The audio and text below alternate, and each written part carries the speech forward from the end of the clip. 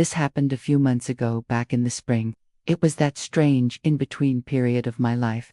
Just graduated, no real responsibilities yet, and way too much free time. I'd finished school a semester early, which seemed like a great idea when I was drowning in assignments. But once I actually had all this free time, I had no clue what to do with it.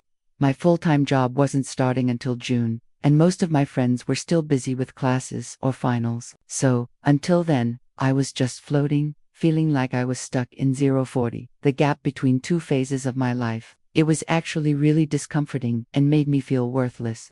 I'm someone who always needs to be doing something productive, so just sitting around for days on end watching time pass was killing me. That's probably why I said yes when my mom asked me to check on my Uncle Rick's beach house. It was an easy favor.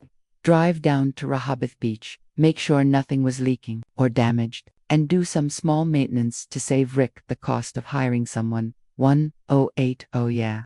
I should probably mention that I'm from Pennsylvania and Rick's house is in Delaware, so the drive's not so bad. Just a little over 2 hours.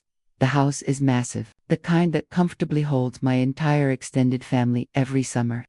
25 of us packed into one place, playing games and drinking too much.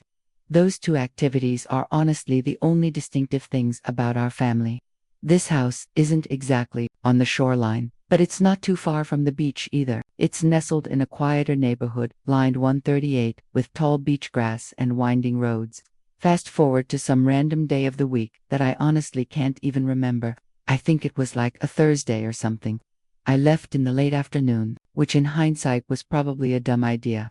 The drive was pretty chill. When I got to the house, everything seemed normal. I made my way inside and ran through Rick's checklist.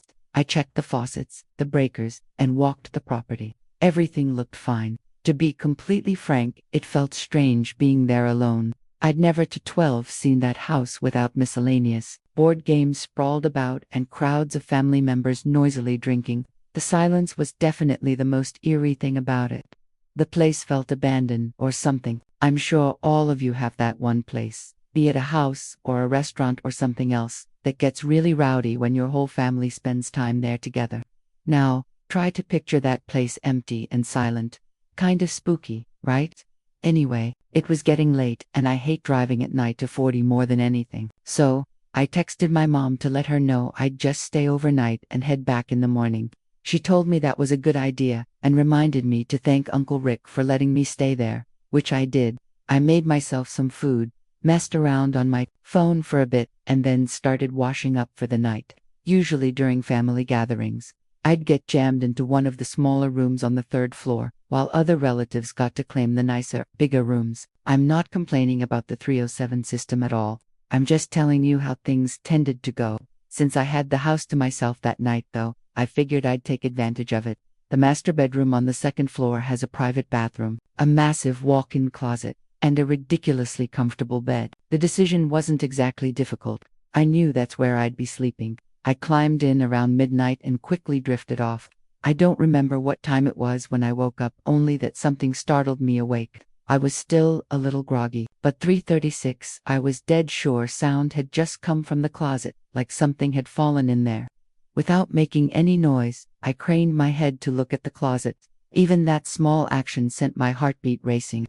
My mind was awake, but my body refused to move, like some kind of sleep paralysis without the paralysis. I could move, I just didn't want to. I didn't want to find out if there was something in that closet. I squeezed my eyes shut and told myself to go back to sleep, and I almost did, but the literal 4:08 second I started drifting back into sleep, I heard it, a muffled thump from inside the closet. I squinted my eyes just a smidge and tried convincing myself I'd imagined it.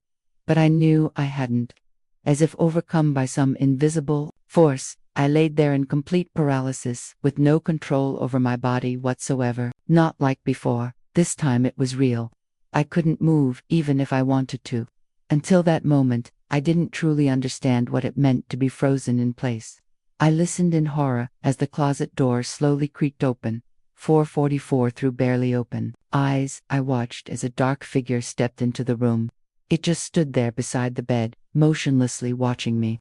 Maybe 20 seconds passed, each second feeling impossibly long. Then, silently, It turned and left the room. I stayed completely still, barely breathing. The footsteps moved across the floor, but instead of heading downstairs like I had expected them to, they actually creaked upstairs to the third floor. My stomach churned. The only staircase led up. There was no exit from there. My mind 519 was screaming at me to do something, but I was too afraid. I couldn't overpower a grown man. I had no idea if he was armed. The only thing I could do was wait. After a few painful moments in my own head, I worked up the courage to snap myself out of the paralysis. Quietly, I reached for my phone and dialed 911. As soon as the dispatcher picked up, I whispered as quietly as I could, telling them someone was in the house. I slipped out of bed and just as quietly turned the lock on the bedroom door. Then, I waited.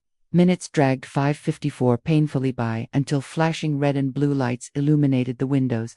I was actually kind of shocked at how quickly the police arrived. I ran down the stairs, threw open the front door, and nearly collapsed in relief when I saw the police. They didn't hesitate. They stormed inside, moving quickly through the house.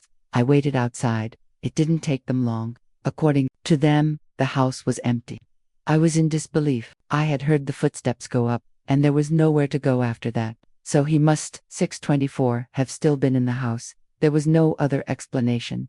The police insisted he must have slipped past me, that I was too freaked out to notice. I knew that wasn't true, but what could I say? The guy had vanished. I wasn't comfortable letting the police just leave though, so I called Rick. Rick wasn't having it. He snapped at the police and told them to check again, and that my life might have depended on it. So, they did. They searched again, more thoroughly this time. Rick told me to follow them and watch what they were 6:55 doing, and so I did. The officers moved methodically, opening every closet and checking under beds, tapping at the walls like they were expecting something hidden behind them.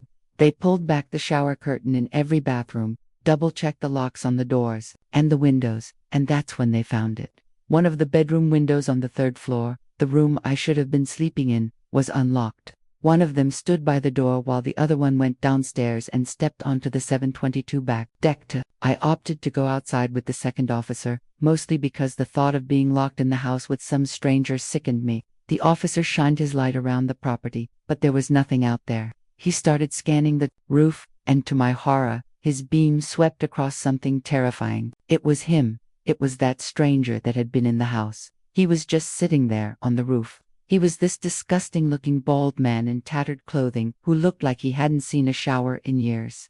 7:53, the next hour was a blur. The cops communicated with each other, and they got the guy off the roof in cuffs. The police said he was probably homeless and squatting in the house for days, maybe longer. But when they asked him how he got in, how long he'd been there, and why he was hiding in the closet, he didn't answer. He just kept that eerie vacant look, like none of it mattered to him. He was in the back of one of their police cars shortly after that.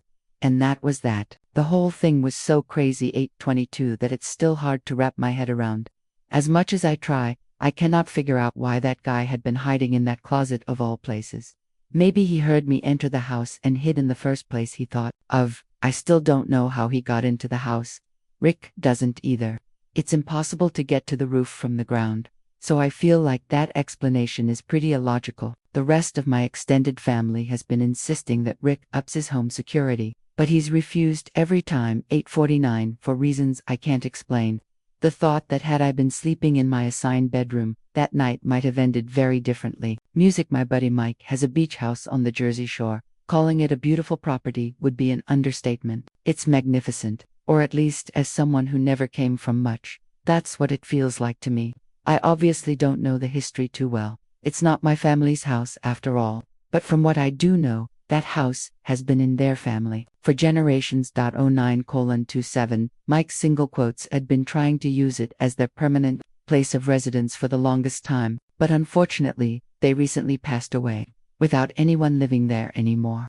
The house is dormant most of the time since most of Mike's extended family lives on the West Coast and his parents are too busy to make good use out of it. The upside to an otherwise sad situation, though, is that Mike is essentially allowed free access to it whenever he wants. I'm pretty sure it was Mike's dad's intention to rent the 955 house out to try and make some extra cash. But as far as I know, the gears